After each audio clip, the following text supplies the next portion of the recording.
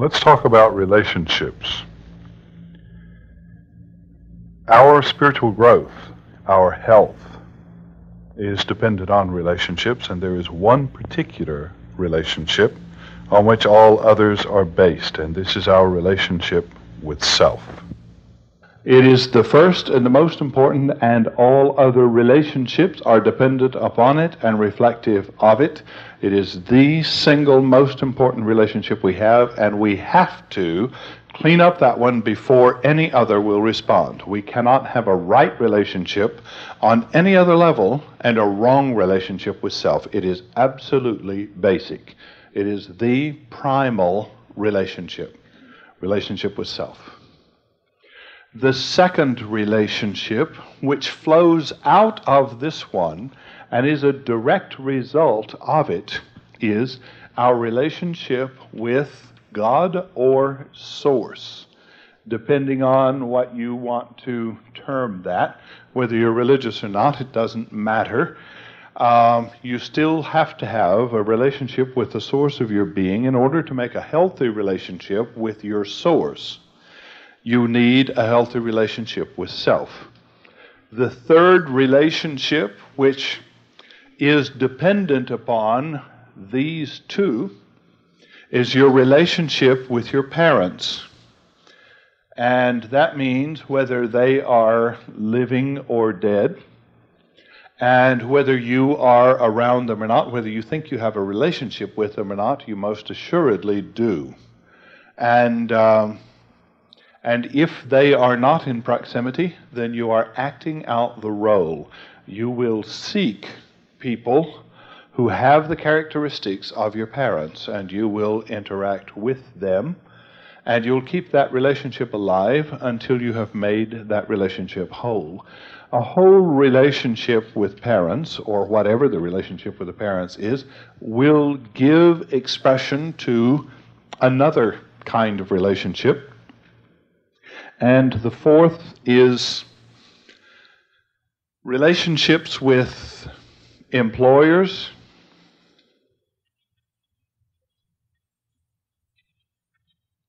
groups,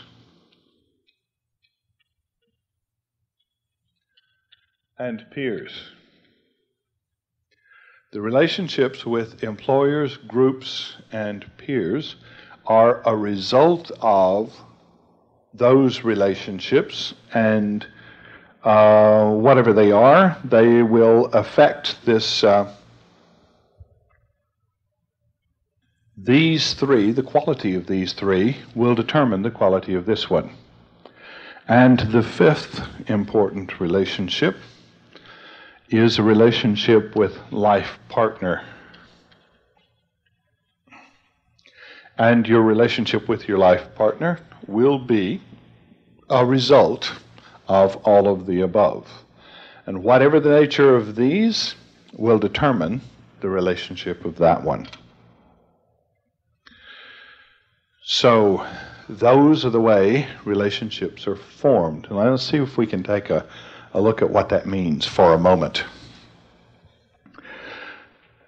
Number one, my relationship with myself is usually formed by the beliefs that are communicated to me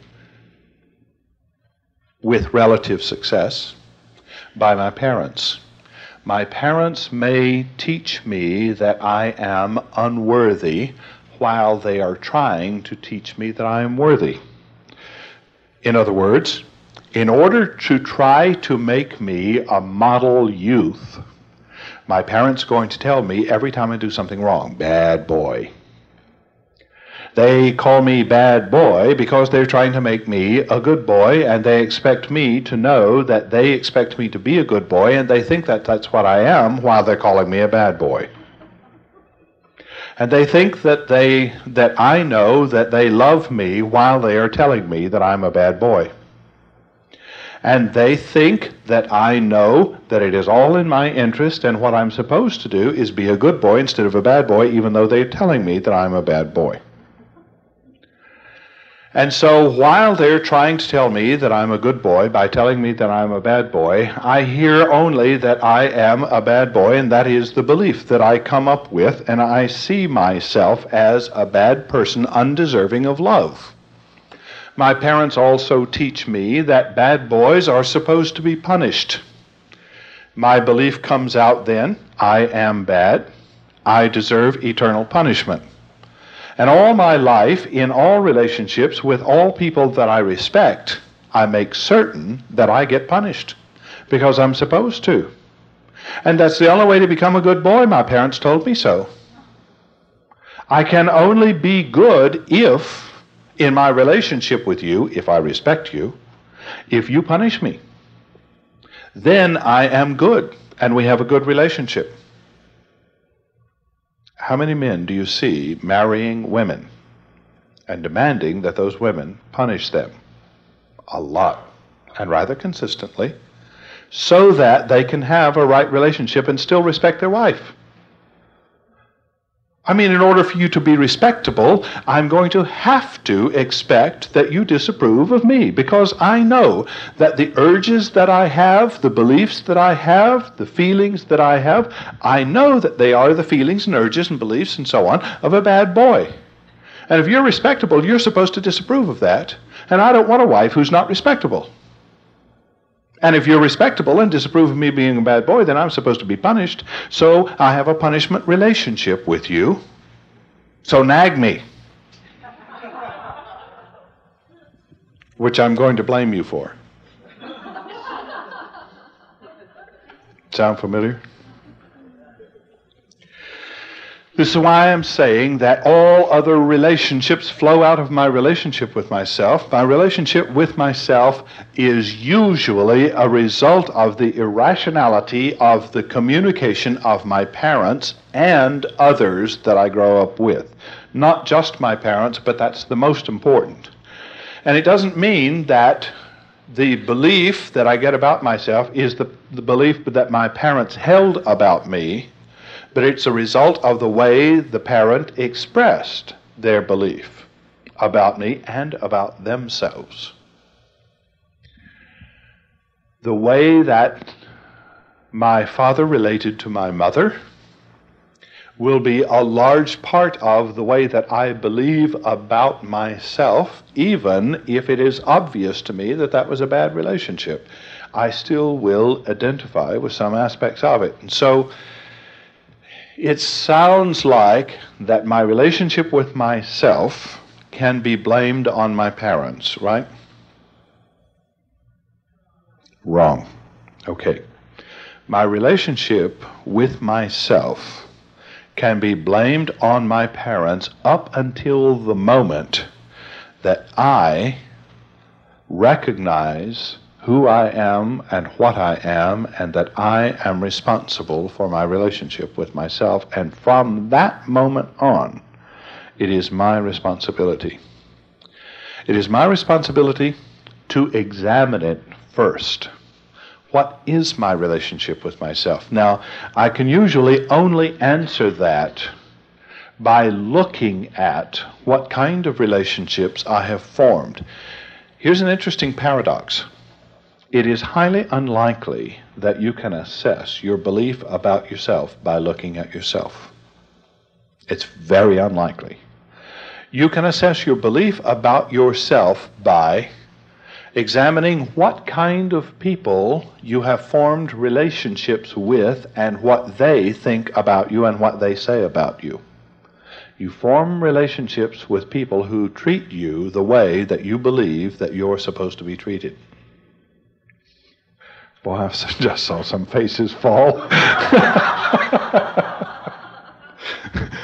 I just saw somebody think, oh my God.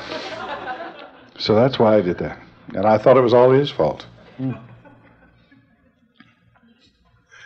Think about it. You will form relationships with people who will treat you the way that you believe that you're supposed to be treated. And that will give you some idea of how you feel about yourself. Now, all is not lost, because of the way that you have formed these relationships that tell you about your beliefs about self, you can change your beliefs about yourself, and you can change the kind of people that you form relationships with. And it may be tough at first. It places upon you the responsibility of finding people who will love and respect you. Now, I already hear some people saying, that's ridiculous. I can't even find people in the world that I live in who love and respect me. They just aren't around. Where am I supposed to get them? Where am I supposed to find such people? You know what? You're right. They don't live in the world you live in.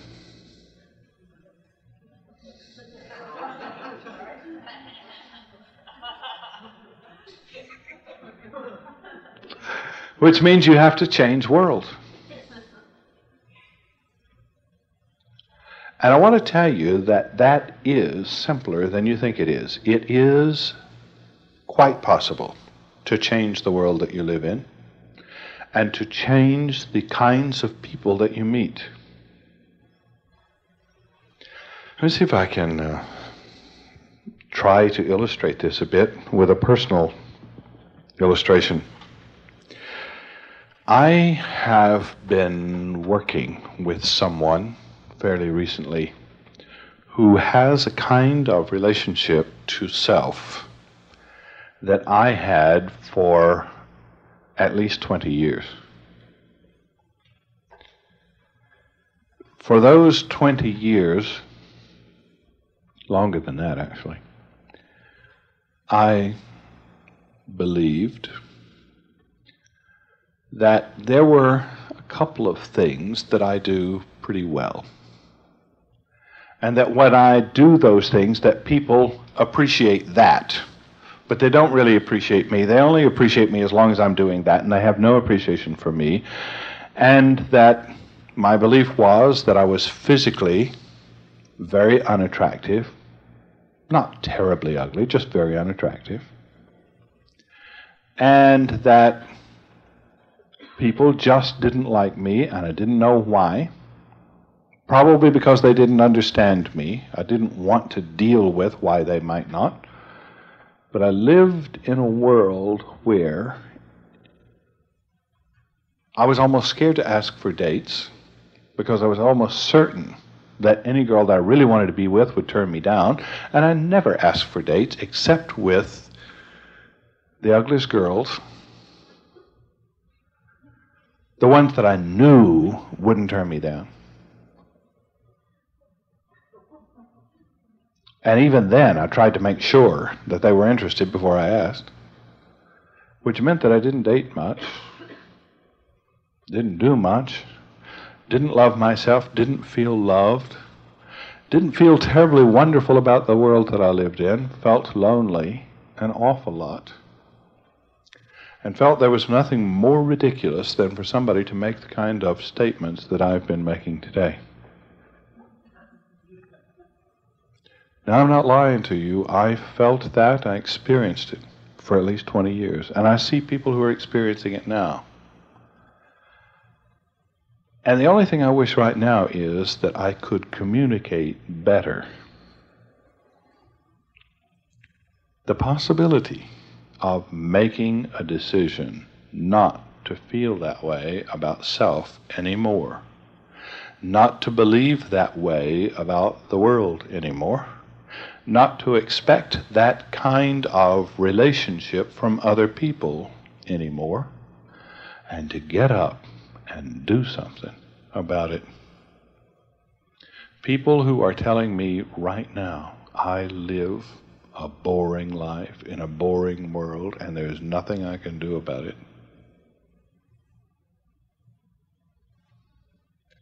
I want to tell you, you have access to the same world I live in. And there's nothing boring about it. It is filled with wonderful, appreciative people. And a few rotten ones. but I hardly notice them. Because there are so many wonderful people. And when I am busy being wonderful and enjoying this world, I find them, and they come out of the woodwork. When I am busy enjoying being me and enjoying being in this world, it's amazing where people come from that like themselves and that like me, and we get along beautifully together. Now, where in the world were they for 20 years? Believe me, they were hiding. I didn't find them. They certainly didn't show any appreciation for me. You know, I can actually remember seeing people that would pass me in a shopping mall and would beam a smile, and I would look at them with distrust. What are they after? What do you mean by that? Look at myself. They're probably laughing at me. I've lived that way. I know what that's like. And I know that it's not what the world is like, it's what beliefs are like. And I know that it's possible to change your mind. Change your mind by making a decision because you want to. And to believe that it's all right to love yourself and enjoy yourself, and to say so. And I'm not talking about pretending. That's a little defense mechanism I run into, you know. People say, I hear you telling me to pretend that I'm happy when I'm not happy. No, I didn't tell you that. And I don't mean that. I'm not talking about pretending. I'm talking about an absolute reality. Deciding to love yourself.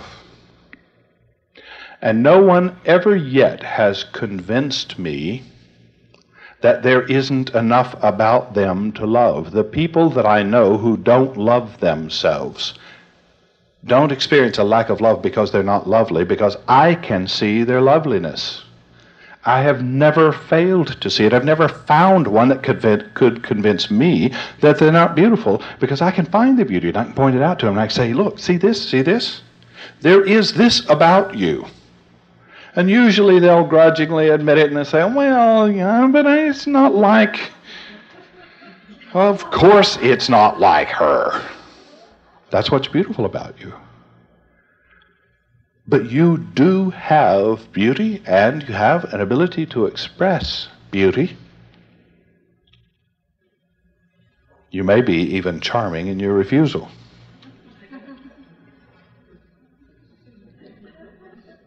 Did you ever see a little pet that was so ugly it's cute?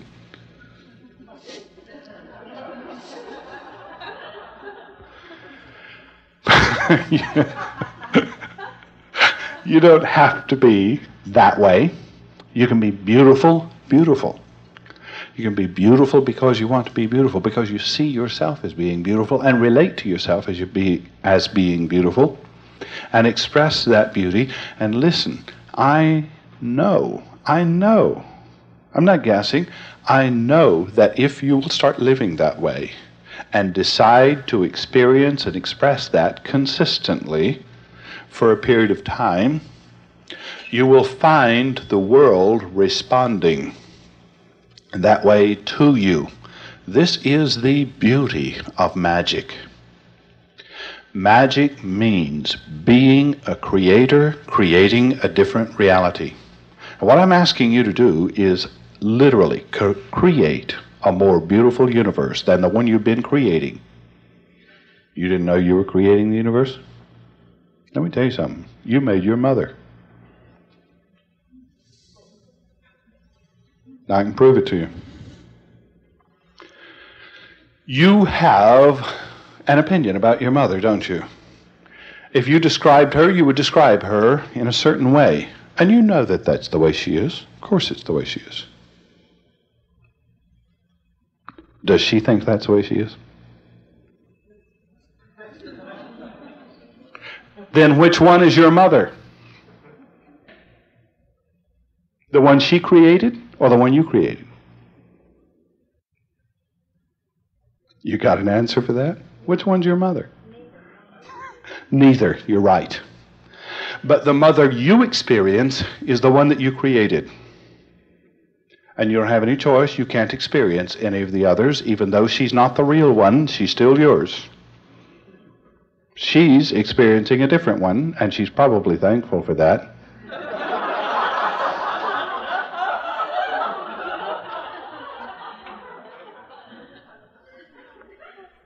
You're a creator. You also created me, and you know what? I'll bet you I don't think I am what you think I am. And I'll bet you that I'm not what either one of us think I am. But I'm working on finding out. We'll take questions in a minute. You're a creator. You create the universe that you live in. You create the way that it looks. You create your appreciation of it. And you can have a ball now. If you decide to, and it is a matter of decision. Now, you can say, if I had this and this and this and this in my world, I would be happy. Now, first of all, that's not true. If you had this and this and this in your world, you'd be happy for about 2 minutes. And you'd find something to bitch about. And you'd be right back where you are now. With those things. The externals, the things that are happening around you, your job, the people that you meet, your clothes, your money, those things are not the source of your happiness or your lack of it. Your beliefs about those things and your relationship to those things is the source of your joy or your lack of it. And you can change your relationship to those things. And it's a matter of decision. And the interesting thing is that that decision produces magic, which means if you'll get happy without those things and not resent the lack of them, you can't stop them from coming into your life. That's how to get them. Did you get that formula? Have joy without them, and do not resent the lack of them, and they will come to you. Anything that is in this universe can be yours. If you will enjoy the universe without it, and not resent the lack of it. Not wish that you had, because wishing that you had is affirming that you haven't. So don't wish. Accept the world without it, release it.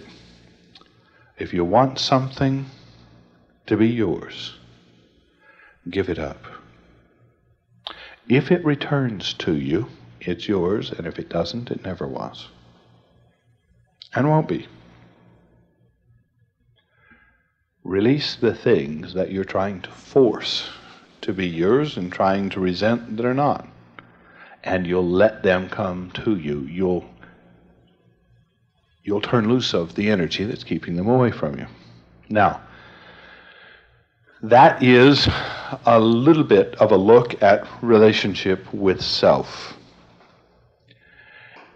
Your relationship with yourself may have been started with your parents, was reinforced with your peers, and is not necessarily what they communicated to you, but what you heard. Then, your relationship with God is and has been a result of your relationship with self.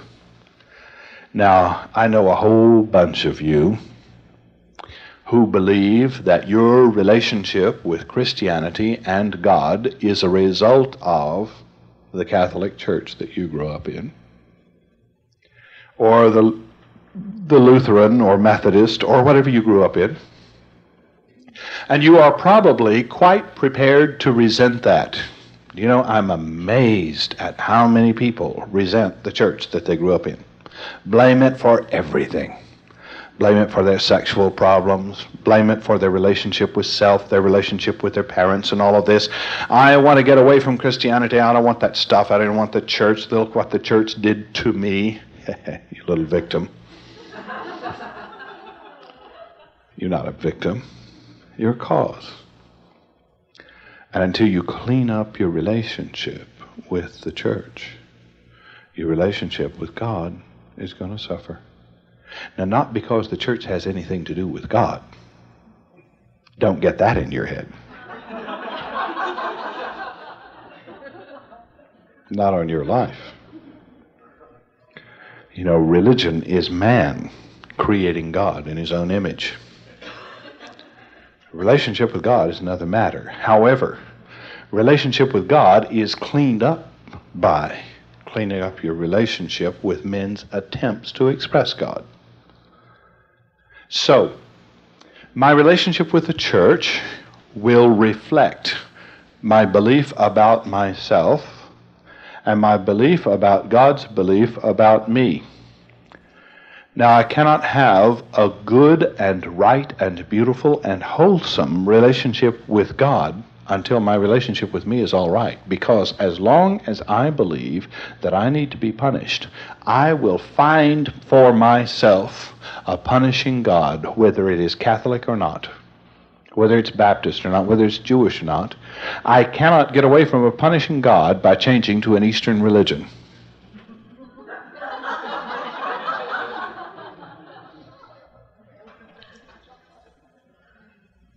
I have to change my relationship with me in order to get away from a punishing God. Because I will make sure that I get punished as long as I believe that I am bad, or that I am lacking or unworthy or am not to be loved. As long as I don't love myself, I will have a wrong relationship with God, and I don't have any choice in the matter. Have to clean up relationship with self before you can have a beautiful and right and wholesome relationship with God. When I find out that I am beautiful, but make mistakes,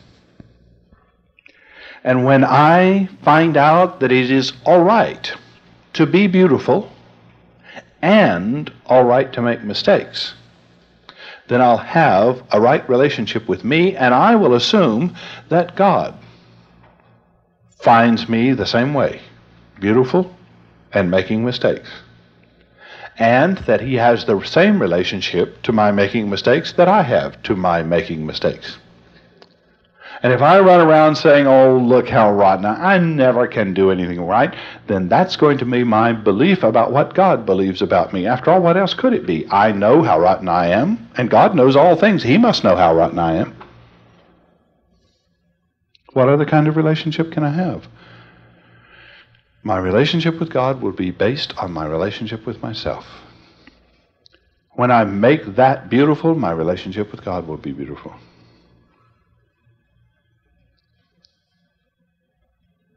And you can have a beautiful relationship with a beautiful God that is a cause of a beautiful universe. You know what? You can't live in a rotten, ugly universe without hating God. You people who find life to be miserable, communicate your beliefs about God when you communicate your beliefs about life. But worse than that, you communicate your belief about self. Can't have a right relationship with God or self and live in a rotten world. You clean up one, you clean them up all. One results from the other. So, the next thing that you do after cleaning up your relationship with self and God is that you look at your parents and you form a loving, accepting relationship with your parents. And in forming that receptive and balanced relationship with your parents, you will stop punishing people around you who symbolize your parents. You will quit trying to impress people around you with what you would like to impress upon your parents. You will quit trying to convince people around you of what you would like your parents to be convinced of. And when you clean up your relationship with your parents, then you will clean up your relationship with your employers.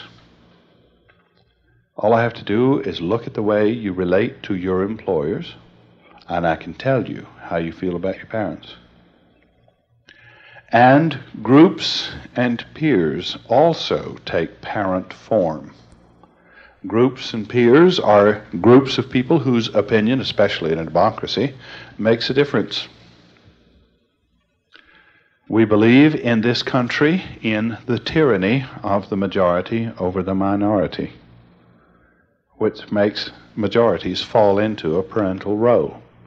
So I relate to groups as I relate to parents. If I clean up my relationship with my parents, I'll quit fighting groups. Won't be a protester anymore. I'll be a builder. I'll be a cause rather than a complainer. After I have done all of that, and not until, then I'm ready to consider the possibility of forming a relationship with a partner for life. And that's the only way that marriage ever should be considered. Is the basis of it. Okay, we'll take a question now.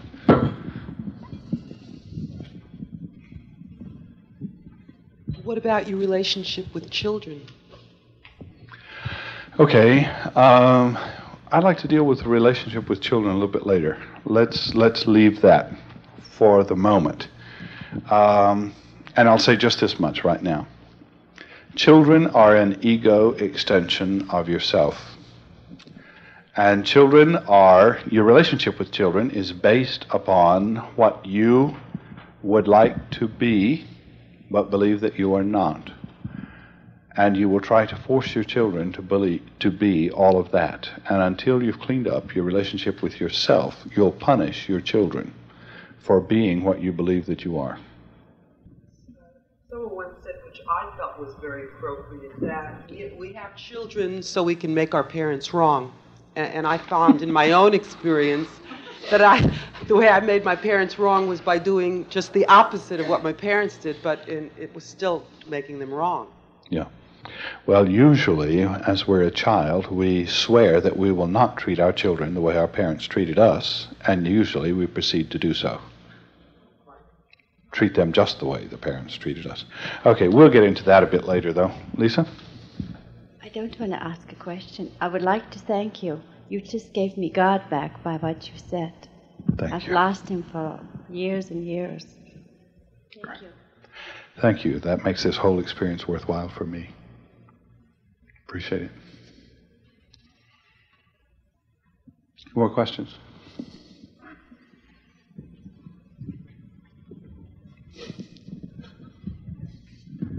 I'll get back to you.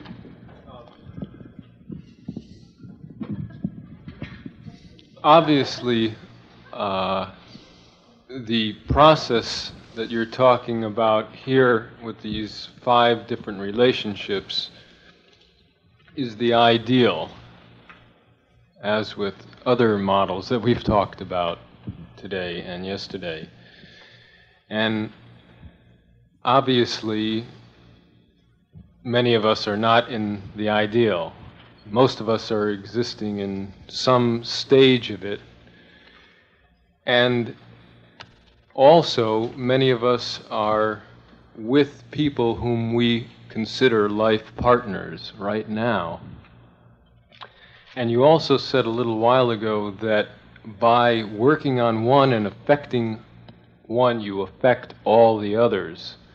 So the question is, when I look at this model and listening to you, the partner relationship is really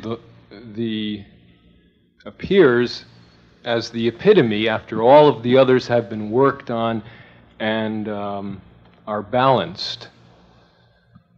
But in actuality, it seems like a lot of us are putting a lot of energy into that one, number 5, when all of the others are very much out of balance? Can it be reciprocal? Can we work? Are we in fact affecting all of the others, or is it a delusion by putting a lot of focus into the life-partner relationship? Okay, unfortunately, working on the life-partner relationship will usually only reinforce the negative aspects of the others, unless we take step by step, in proper sequence, responsibility for the others. But that's possible. While I'm still in a life-partner relationship, I can go back to work on me. And that's what we're going to focus on for most of the afternoon tomorrow afternoon. First of all, let me say this. If the word ideal suggests unattainable, then I certainly do not look at this model that way. I believe that this is a model that is not only attainable by you individually, where you are now at your rate of growth, I believe that it's attainable to you. Not just attainable, it is your heritage. It is your right. And anything less is pure robbery, and you should not settle for it. This model is attainable for you as a way to live your life now. So even though it's ideal, it is not unattainable. And there are specific ways to go about it, and you do not have to abandon your marriage relationship to do so. We're going to take another break so that we can get a few more things done before we break for dinner. And we don't have a lot of time to do that. So let's take 15 minutes. We'll come back. We'll take some more questions, and we'll do some more exercises.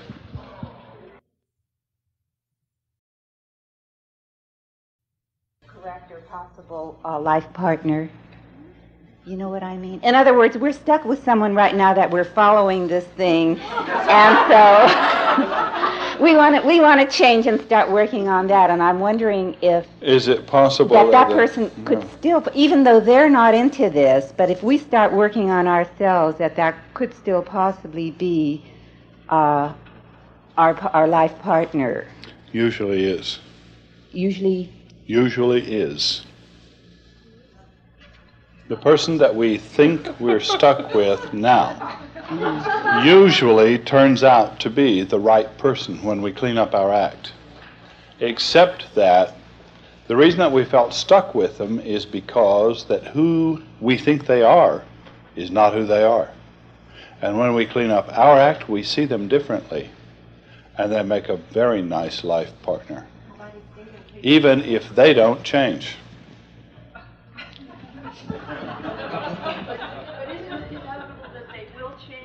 Of course they will, yes. You teach people how to treat you, and people are unbelievably obedient. You teach people how to communicate with you. You say to people, if you want to get through to me, you're going to have to do this and this and this. There are any number of people who communicate, I will not be motivated to do anything right unless you yell at me. And it's almost futile to change that until you change you. And when you teach them to respond in a different way to you, they will teach you to respond in a different way to them. You can't change without changing the people around you. Paul, right before we broke, you said something about if there's something in your life that you resent not having, that only if you release it will you get it. And I'm wondering if there's any process of releasing it. Like how, you just say, I let go of it? Yeah. You do that by saying,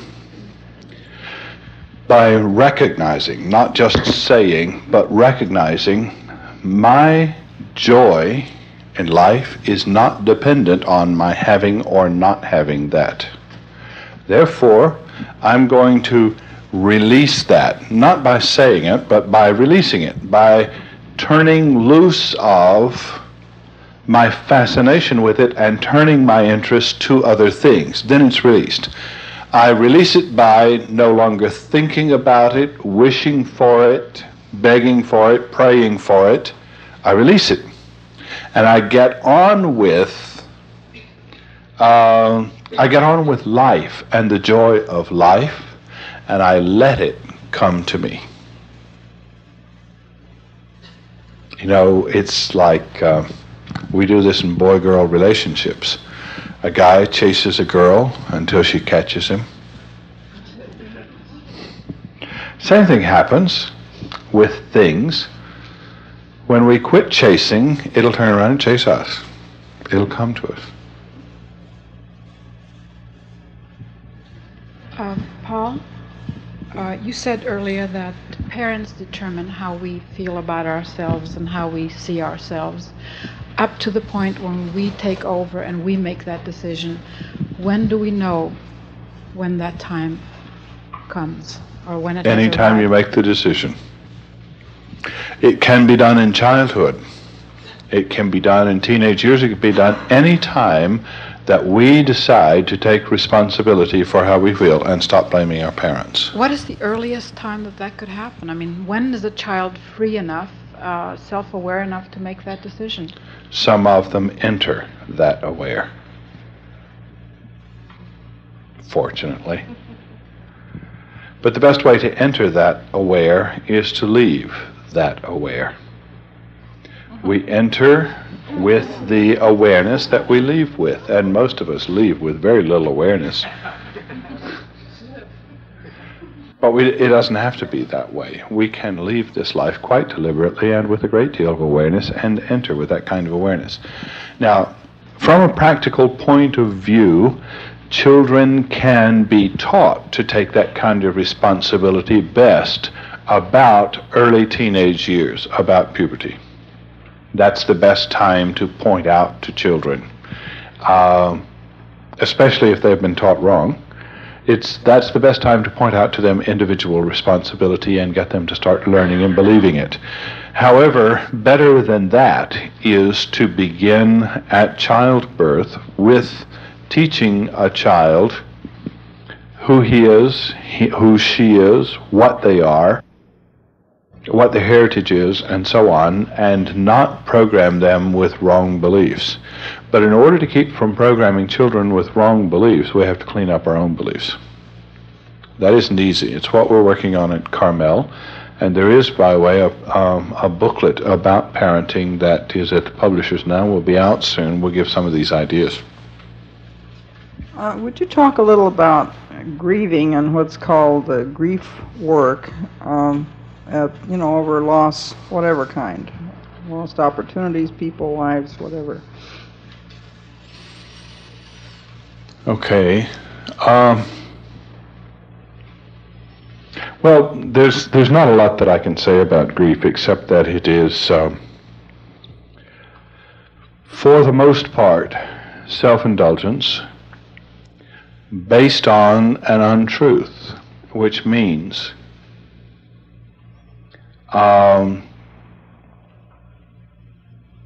I fantasize about my loss and exaggerate the reality of it based on my beliefs about it. For example, if a loved one or a loved thing, whatever it is that I'm going to grieve about, is away for a short period of time and does not return, I will not likely grieve for a short period of time if I know that it's going to return. If, on the other hand, it is death or what appears to be a permanent loss, I will grieve in the same period of time. So I'm not grieving over the loss, I'm grieving over my belief about the loss and my fantasy about that. Self-pity as a result of fantasy. A lot of the things that we experience are made up in our mind, have nothing to do with the actuality, but have to do with our fantasy about the actuality. Fear, for example, doesn't exist. There is no such thing. Fear is a fantasy.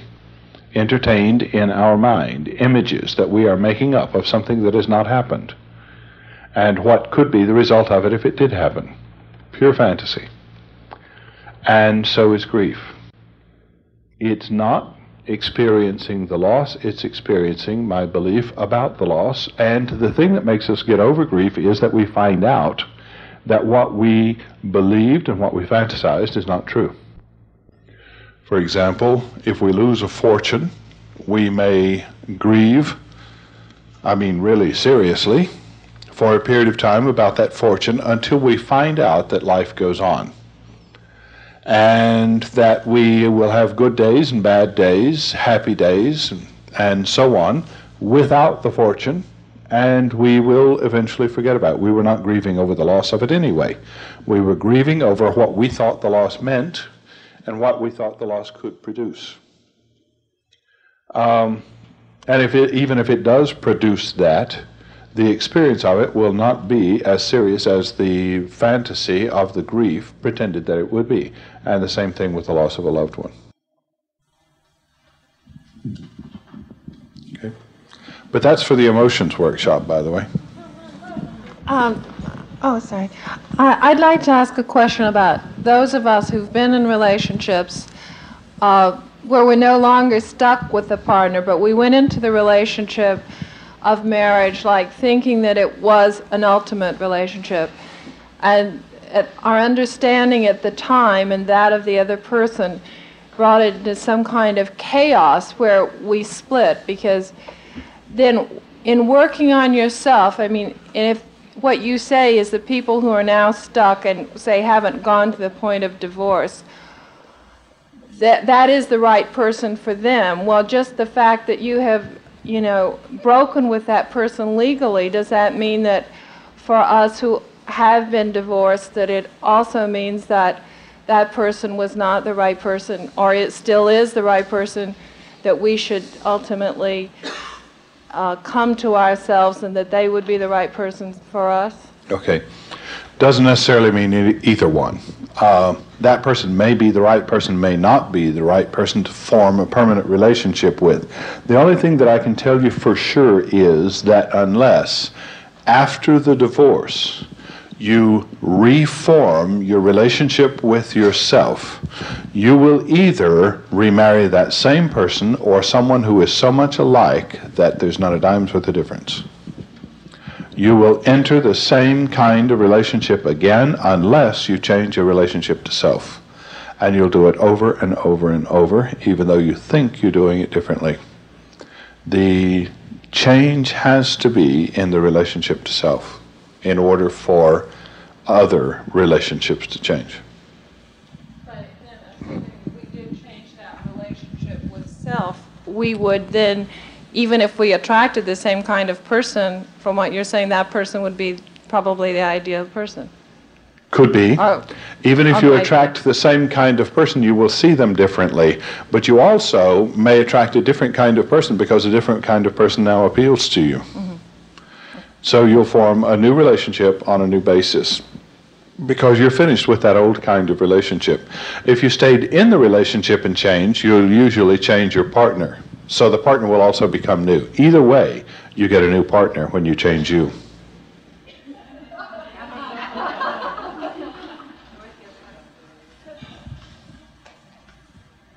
Okay? All right, if there aren't any other questions, get ready for entering a meditation state, a very relaxed state. Going to use some visualization and a time of quiet.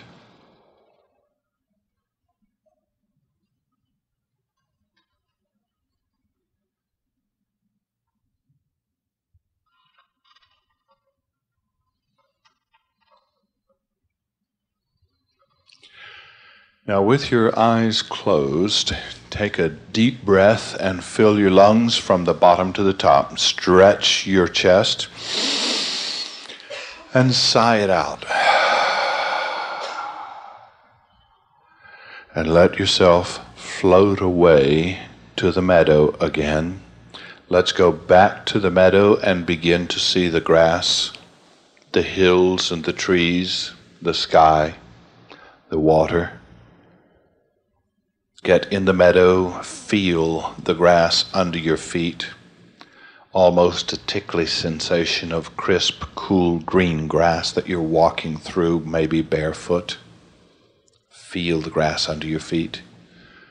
Smell the freshness of the air, feel the sunlight on your skin, feel a breeze, listen to the rushing, bubbling sound of the water and the rustling of the leaves and the trees. Feel and see and hear and taste and touch in the meadow. Be there. Don't just imagine it. Be there. Get into this reality and make it real. And in this beautiful reality, let yourself try to feel the exhilaration of a person who has not a care in the world, being in the middle of a warm, beautiful meadow, on vacation, free. Feel a kind of exhilaration in the air. Maybe the kind of a feeling in the air that is clean and cool after a rain. That kind of freshness in the air. And you can feel it and you can breathe it and you can experience that kind of joy, exhilarated feeling. And I want you to look across that meadow, and I want you to try to see you coming toward you. The you that you always have been. The you that you have had to live with. The you with all the things that you have thought about you. You with all of your opinions about you, the old you, is coming toward you. I want you to look at you, look into your eyes, and I want you to say to you, I'm sorry. I'm sorry for the times that I haven't loved you as much as I have loved others or tried to. Say to yourself, I'm sorry that I haven't thought of you as being as worthy of my love as others are. I'm sorry for times that I haven't been especially good to you. I'm sorry for times that I have mistreated and accused you.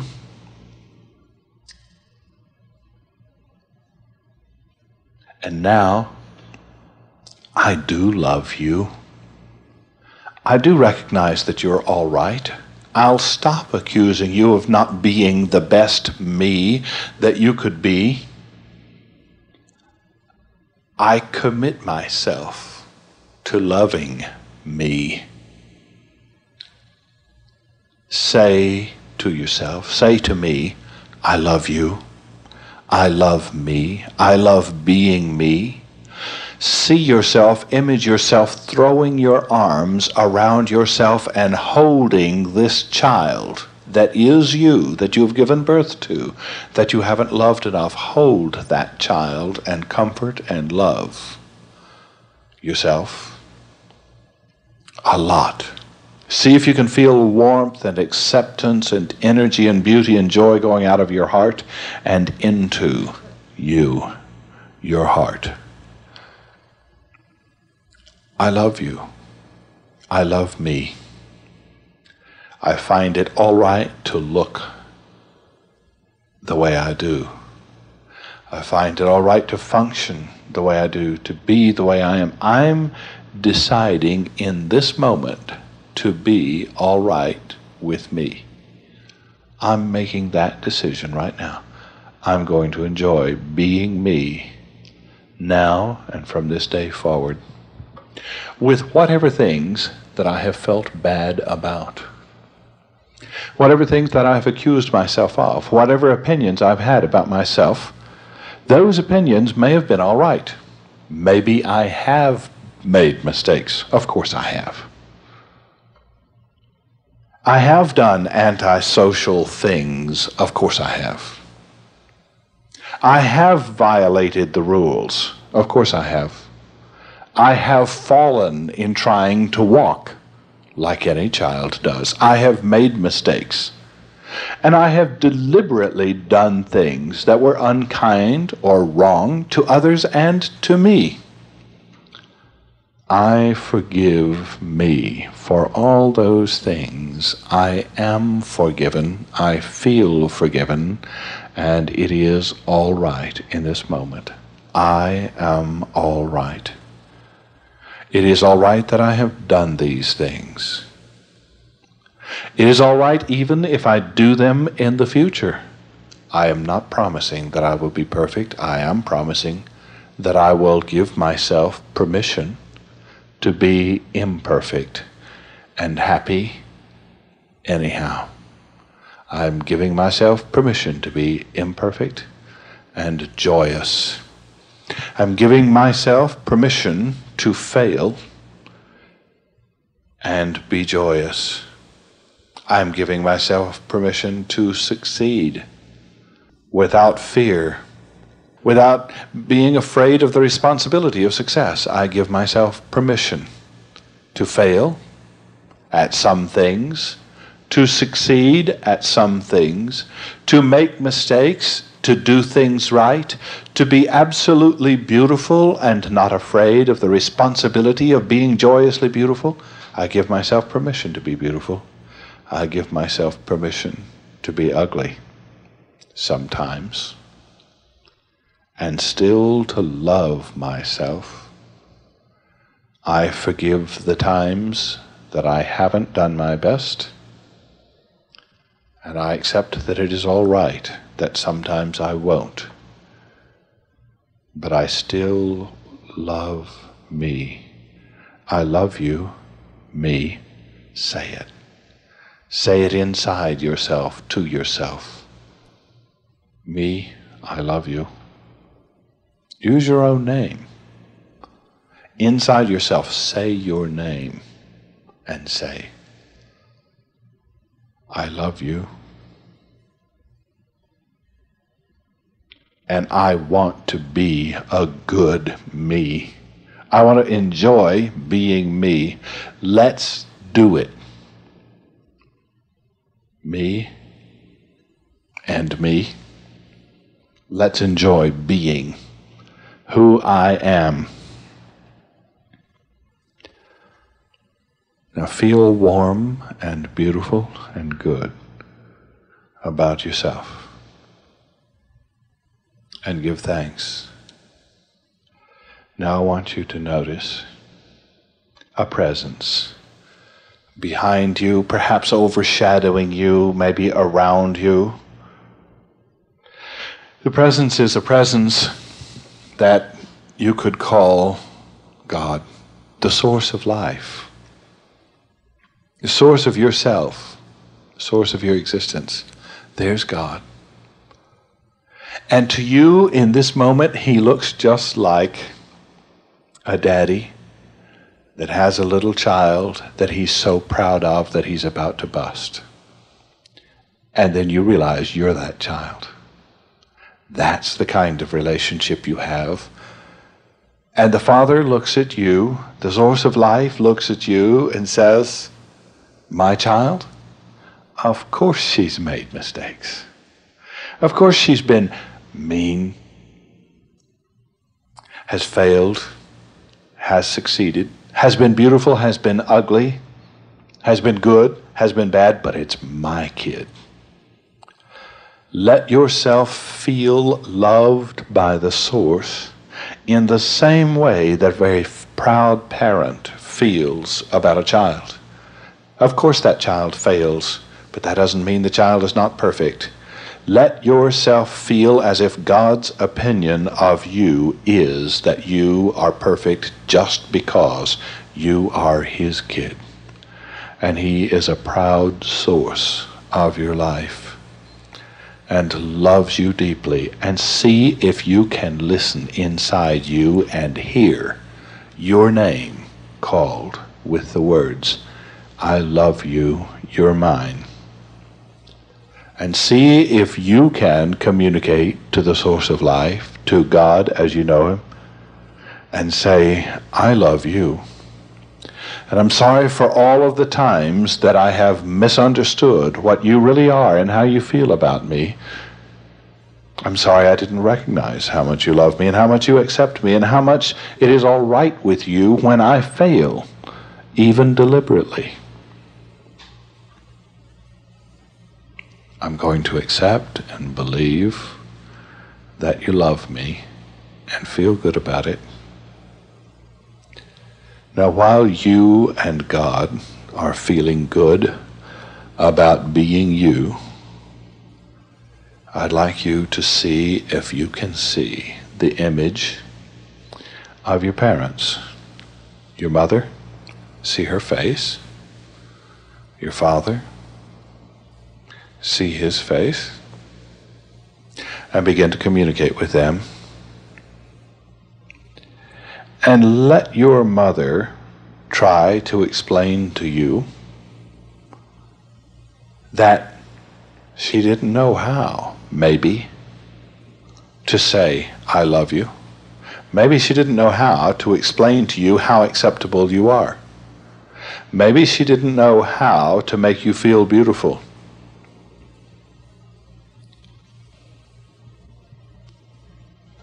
And see if you can experience from her heart the truth that you are all right with her. And say to your mother, you're all right with me, even if you were incapable of teaching me as I think you should have. I forgive you, and I love you, and you are all right. My relationship with you is all right. I will think of you in a beautiful way, like a person who tried to love, who tried to teach, who gave it maybe your best shot, or maybe you didn't, but even if you didn't, I've made mistakes too. I love you, I forgive you, I accept you, I want a right relationship with you, my mother. And my father, I want a right relationship with you. I want to forgive you. The times that you were not able to say, I'm proud of you. The times that you were not able to say, I love you. The times that you tried to make me what you thought I should be rather than what I am, I forgive that. I look at it, I'm honest, I don't feel guilty for having hated you. I don't feel guilty for that. I needed that to assert my independence, to assert my individuality. I'm going to give up my guilt. I'm going to drop it right now. I'm going to drop the guilt that I feel about my relationship with my parents for the time that I have thought, I wish you didn't exist. I wish you were dead. I wish I didn't have you. I wish I had some other parents. I'm going to drop the guilt for feeling that. I'm going to admit that I felt it. Drop the guilt. Recognize you for what you are.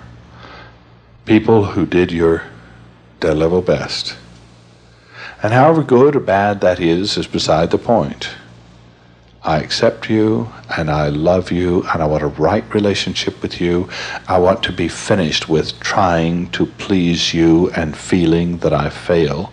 I want to stop looking for you in other people and trying to form a right relationship with you in relationships with others. I want to finish with that. I just want to say, I love you. I want to make my relationship right with you. I want to forgive you. I want to be forgiven by you. I want to be all right with me and with you. Now see if you can communicate that to your mother and to your father. See if you can hold each of them, even if they never held you. Even if you've never hugged either of them or one of them or the other, hug them now. And see if you can feel them, him, her, hugging you with enthusiasm in return. and see if you can hear something coming from deep inside each of them saying, I love you, I'm proud of you.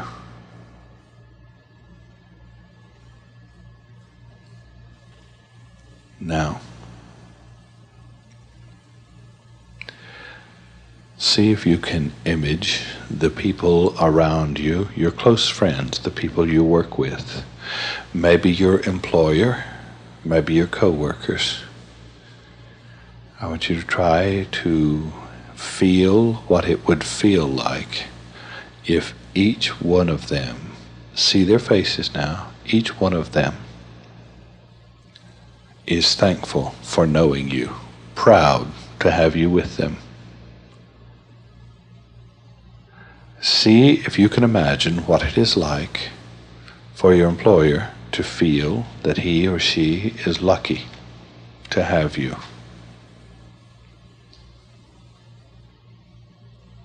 And the people around you feel fortunate to be able to work with you. Feel it. See what that feels like. Feel as if you are an asset. Say to yourself, I am an asset to the people I work with. And I'm not ashamed to admit they're darn lucky to have me because I'm loving, I am capable, and I'm willing to give, I'm willing to help. I don't resent, I don't feel that people are trying to get more of me than I want to give. I have plenty to give anyway. See if you can feel that and feel all right with it. And say to those who have demanded too much, see their face now, and say, I forgive you. Gosh, could we just make our relationship right? Right now, inside me, I want to make my relationship right with you, whether you can respond or not. I want to communicate to you, those of you who've had a wrong relationship with me, I want to communicate to you. I forgive you, and I am absolutely determined to love you because I'm all right with me and I want to be all right with you.